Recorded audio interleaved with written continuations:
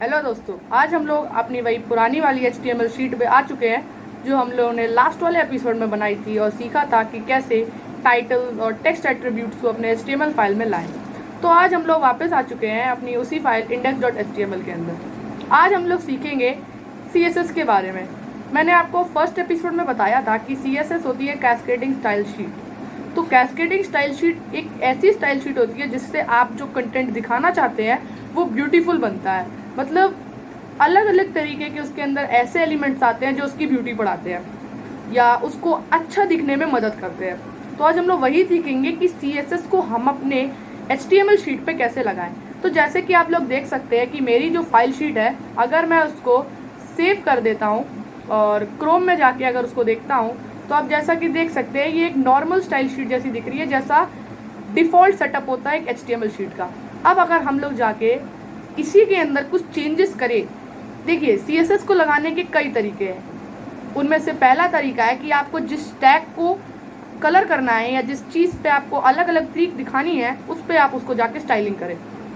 तो आप सपोज कीजिए जैसे हमारी ये हेडिंग है H1, अगर हम H1 में चाहें तो एक स्टाइल डाल सकते हैं। तो हम करते हैं यहाँ पे स्टाइल। अब जैसे ही आप स्टाइल लिखेंगे सबलाइन टेक्स्ट एडिटर में, ये ऑटोमेटिकली सब कुछ डिफ़ॉल्ट सेटअप बना देगा उसके लिए। इसलिए मैं आपको एडवाइस करूंगा कि आप सबलाइन टेक्स्ट एडिटर ही यूज़ करें। तो आप जैसे ही स्टाइल शीट पे आएंगे आपसे वो पूछेगा, अब आपको इसके एलिमेंट्स पता होने चाहिए क्या क्या होते हैं। Colour, background colour, font size, font colour, text decoration item, text decoration, ऐसे टाइप के डिफरेंट एलिमेंट्स होते हैं जो आप धीरे धीरे करके इस एपिसोड में जानते जाएंगे। तो पहला जो स्टाइल शीट होती है वो यूजुअली क्या करेगा आदमी, वो कलर बदलने की कोशिश करता है। तो अगर हम लोग यहाँ पे COLOR लिखें तो आप देख सकते हैं column, column room, column gap, count, width, rendering span और कॉलम्स और कलर, कई सारे अगर। तो हम अगर कलर चुनते हैं और कलर में हम लोग अगर लिखते हैं, जैसे ही आप कलर पे क्लिक करेंगे या आप अगर कलर लिखते हैं तो यहाँ पे ब्रिटिश लैंग्वेज नहीं चलती, अमेरिकन लैंग्वेज काम करती है, इसलिए आपको COLOR ही लिखना है। फिर कोलन और फिर उसके बाद सपोज अगर मैं यहाँ पे रेड डाल देता हूँ, रेड। तो अगर अब मैं इसको सेव करता हूँ, लास्ट में आपको एक सेमीकोलन भी लगाना ज़रूरी होता है। अगर अब मैं इसको सेव करता हूँ और फिर अगर देखता हूँ तो आप देख सकते हैं मेरी जो हेडिंग है वो लाल बन गई। देख लीजिए, बन गई ना लाल। ये इसलिए क्योंकि मैंने यहाँ पे इसको एक स्टाइल दे दी। स्टाइल का मतलब है वो किस तरीके से आपको उसे प्रेजेंट करना है। अब अगर मैं इसी के अंदर चाहूँ कि ये जो मेरा बैकग्राउंड कलर है, इसका बैकग्राउंड कलर वो बदल जाए, तो अगर मैं यहाँ पे बैकग्राउंड कलर लिखता हूँ और बैकग्राउंड कलर मैं लिख देता हूँ ब्लू। अब मैंने जैसे ही इसको यहाँ पे लिखा और ब्लू करके अगर सेव किया तो आप देख सकते हैं ये पूरी पट्टी जो इस पे बनती है वो ऑब्वियसली देखिए पूरी बन गई। इसको अवॉइड करने के लिए अब आप चाहेंगे कि ये हर जगह तो ना जाए पूरे एंड तक, तो ऐसे में तो आपका खराब लगने लगा टेक्स्ट। तो उसको सही करने के लिए हम लोग यहाँ पे इसकी विड्थ भी दे सकते हैं। विड्थ अगर अब मैं इसको दे देता हूँ 150 पिक्सल्स, जैसे ही मैं इसको 150 पिक्सल्स दूंगा और सेव करूंगा तब आप देखेंगे कि ये एक स्मॉल बॉक्स के अंदर आ गया। पिक्सल्स या फिर जो आप नंबर देते हैं, अगर आप नंबर देते हैं तो उस नंबर बाई नंबर काउंट करता है, पर जब आप पिक्सल्स देते हैं तो pixel gradient by gradient count होता है। इसलिए जब आप 150 पिक्सल्स देंगे तो ये उस टेक्स्ट को उस वे में कन्वर्ट कर देगा जिससे उसकी विड्थ कम हो जाए। अब सपोज अगर मैं इसी विड्थ को हटा के 550 पिक्सल्स कर देता हूँ तो आप देखिएगा क्या चेंजेस आते हैं। ये देखिए, ये आपका उसी लाइन के अंदर आ गया और अभी भी ये नीला कलर बाहर जा रहा है। क्यों? क्योंकि हमने जो पिक्सल्स दी वो हमारे टेक्स्ट से ज़्यादा थी। तो अब अगर आप इसी को वापस कम कर देंगे तो ये कम हो जाएगा। एक और एलिमेंट, अगर आप चाहें कि आप अपने कंटेंट को थोड़ा और हाइट भी देना चाहते हैं उस कलर को, तो आप यहाँ पे हाइट लिख सकते हैं। जैसे ही आप हाइट लिखेंगे और अगर आप लिखते हैं 150 पिक्सल्स और इसको सेव करते हैं फिर जाके, तो आप देखिएगा इसमें नए नए चेंजेस आएंगे। ये देखिए इतना बड़ा टेक्स्ट और बन गया हमारा। ये इसलिए क्योंकि जब हमने यहाँ पे इसकी हाइट मेंशनिंग की तो ये वापस आएगा। अब अगर मैं इसी चीज़ को कॉपी कर लेता हूँ, ये मैंने Ctrl+C करके हर एक हेडिंग के अंदर डाल दिया वापस, और अब मैं अगर वापस इसको सेव कर लेता हूँ और अगर रीट्राई करता हूँ तो आप देख सकते हैं इसमें भी आ गया। पर ऐसे अगर आपको कोई एक बड़ी फाइल बनानी है जैसे लाइक फॉर वेबसाइट या फिर कोई इंटरटेनमेंट ऐड, तो फिर आप कितनी देर तक ऐसा करते रहेंगे? आपको तो बहुत टाइम लग जाएगा ऐसे करते हो, क्योंकि हर एक एलिमेंट, हर एक हेडिंग, हर एक चीज़ को आपको ऐसे स्टाइलिंग देनी पड़ेगी। तो इसको अवॉइड करने के लिए भी एक और नई चीज़ की जाती है जो होती है, अगर आप यही सब कुछ हटा के इन सब को अगर आप गायब कर दें अभी के लिए,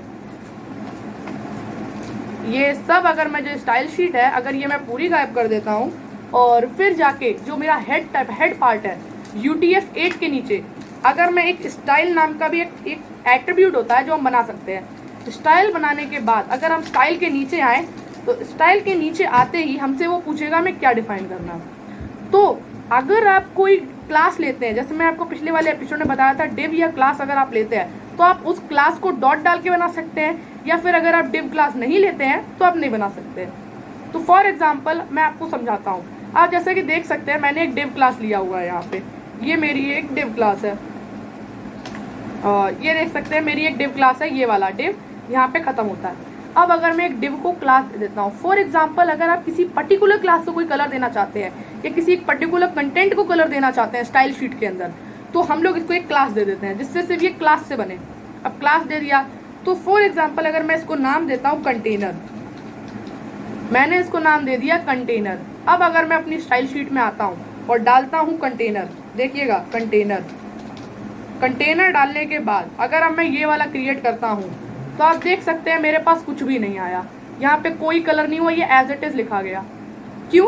क्योंकि अभी एक क्लास थी तो क्लास को रिप्रेजेंट करने के लिए एक स्टाइल शीट के अंदर हमें उसके पीछे एक डॉट लगाना पड़ता है, और जैसे ही हम उसके पीछे एक डॉट लगाते हैं ये सब ऑटोमेटिकली चेंज हो जाता है, जैसे कि आप देख सकते हैं। अब अगर मैं इसके अंदर एक कलर डालता हूँ, फॉर एग्जाम्पल एक कलर जो होगा रेड, और फिर जाके अगर इसको सेव करता हूँ तो अभी भी शायद चेंजेस नहीं आ सकते हैं। या देखिए आ गया ये चेंजेस, आप देख सकते हैं ये चेंज आ गया, रेस्ट सब कुछ हट गया क्योंकि मैंने यहाँ से सब कुछ हटा दिया था। वैसी कलर सिर्फ मेरी डिव क्लास की आईडी थी, और उस डिव क्लास के अंदर क्योंकि हेडिंग भी थी इसलिए हेडिंग भी साथ में कलर हो गई हमारी। तो हम ऐसे भी इसको कलर दे सकते हैं। अब अगर मैं इसी क्लास को उठा के दूसरे वाले डिव में भी अगर डाल देता हूँ, फॉर एग्जाम्पल जो मेरी दूसरी आईडी है, अगर अब मैं यहाँ पे भी एक डिव क्रिएट करता हूँ और इस सेक्शन के एंड में अगर मैं इसको ख़त्म भी कर देता हूँ और इसको भी अगर सेम क्लास देना चाहता हूँ मैं, ये अगर मैं इसको भी एक सेम ही क्लास दे दूँ कंटेनर, तो अगर मैं इसको कंटेनर दे देता हूँ और फिर अगर सेव ऑल करता हूँ तो आप देख सकते हैं दूसरा भी ऑब्वियसली रेड हो जाएगा, क्योंकि वो ये पकड़ेगा एलिमेंट के कंटेनर किस किस क्लास के अंदर है, या किस किस क्लास एक किसी भी चीज़ की बन सकती है, सेक्शन की क्लास, आर्टिकल की क्लास, डिव की क्लास, पर यूजुअली डिव की क्लास ही ज़्यादा अच्छी लगती है। अब सपोज अगर आपको ये ऐसे नहीं देना है, ये तो हो गया डिव क्लास के लिए। अगर आपको डिव क्लास नहीं देना है और आप चाहते हैं कि कंटेनर के अलावा मैं अगर पैराग्राफ टैग जो है, मतलब जहाँ पे भी पैराग्राफ का यूज़ है वो एक फिक्स कलर का हो जाए, तो हम लोग डायरेक्टली पी डाल देंगे। अब यहाँ पे पी ये इसलिए ऑब्वियसली ले लेगा खुद ब खुद क्योंकि जो HTML5 है वो जानता है कि हमें कुछ एलिमेंट्स या कुछ एट्रीब्यूट्स फिक्स करके लेने हैं। तो पी हो गया टैग, बॉडी टैग हो गया, सिलेक्शन टैग हो गया, आर्टिकल, सेक्शन, इन जैसी चीज़ों को वो एज इट इज़ ले लेता है, और इसमें आपको कोई डॉट नहीं लगाना क्योंकि आपने इसकी कोई क्लास बनाई नहीं थी।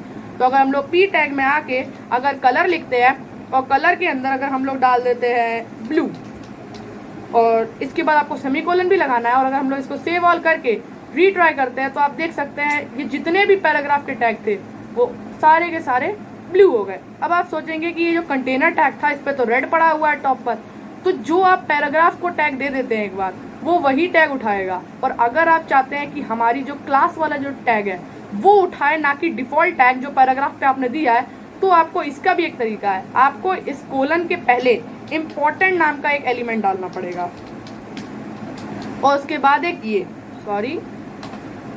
ऐसा अगर आप एक इम्पॉर्टेंट टैग डाल देते हैं इससे पहले, तो ये समझ जाएगा कि ये वाला एक टैग इम्पॉर्टेंट है, ये इंक्लूड करना है, ना कि डिफ़ॉल्ट लेना है। तो अगर आप ऐसे करते हैं तो आपका ये इस तरीके से दिखने लगेगा।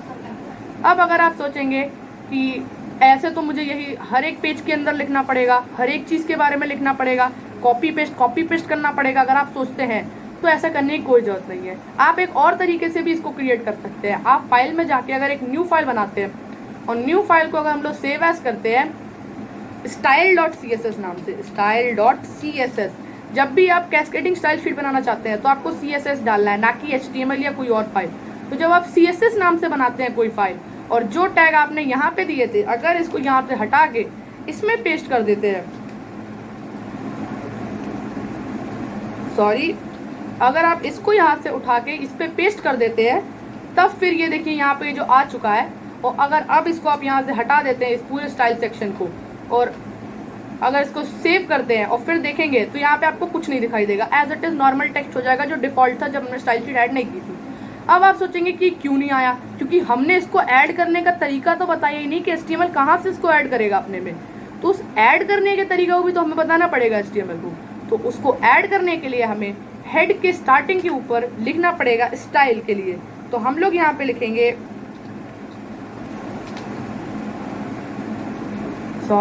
हम लोग यहाँ पे लिखेंगे href। तो हम लोग को उसी स्टाइल शीट के अंदर वापस जाके हमें यहाँ पे लिखना होगा लिंक रिलेटेड। जैसे ही हम लोग यहाँ पे लिंक रिलेटेड लिखेंगे तो आप देख सकते हैं यहाँ पे ऑब्वियसली एक फाइल खुलेगी जो लिख के आएगी link related style sheet type text.css और href। ये यहाँ पे href का मतलब वो पार्ट या वो सेक्शन है जहाँ से ये स्टाइल शीट यहाँ से ये उठा के कॉपी करेगी। तो हमने जो href यहाँ पे जो दिया है इसको हम लोग को मेंशन करना होगा इस style.css के नाम पे, क्योंकि style.css के अंदर हमारा सब कुछ पड़ा है। तो हम लोग यहाँ पे लिखेंगे style.css। तो style.css।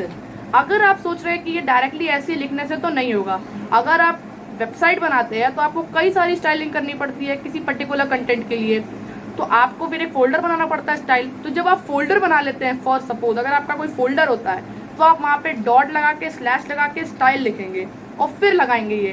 तो यहाँ पे ये जो स्टाइल नाम का है तो इसका मतलब है स्टाइल फोल्डर में पहले वो HTML फाइल जाए और फिर जाके style.css को उठाए।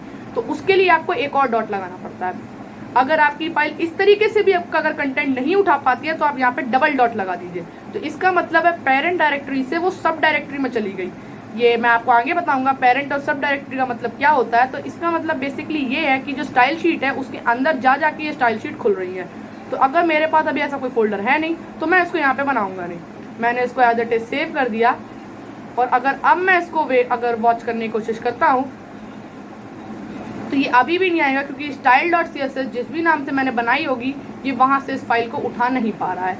अब ये क्यों है मैं आपको ये भी बताता हूँ। तो मैंने जैसा कि आपको बताया था कि ये अभी स्टाइल शीट नहीं उठा पा रही थी, क्योंकि वो इसलिए क्योंकि मैंने जो style.css डाला था उससे पहले मैंने इसको कमांड नहीं दिया था कि इसको ये उठाना है। तो कमांड देने के लिए कि वो स्टाइल शीट को उठाए आपको डालना पड़ेगा डॉट और एक स्लैश। कई बार बिना डॉट और स्लैश के भी ये फाइल वर्क करेगी और कभी कभी नहीं भी करती है। ये एक टेम्प्रेरी प्रॉब्लम आ जाती है कई बार इसको उठाने में। तो आप अगर आपका ये बिना इसके करती है तो भी ठीक, और अगर नहीं करती है तो आप डॉट डाल के स्लैश लगा सकते हैं। और तब अगर आप जाके सेव करते हैं और अगर इसको फिर रीट्राई करते हैं तो आपके पास ये आ जाएगा ऐसे तरीके से। तो thanks for watching, good bye.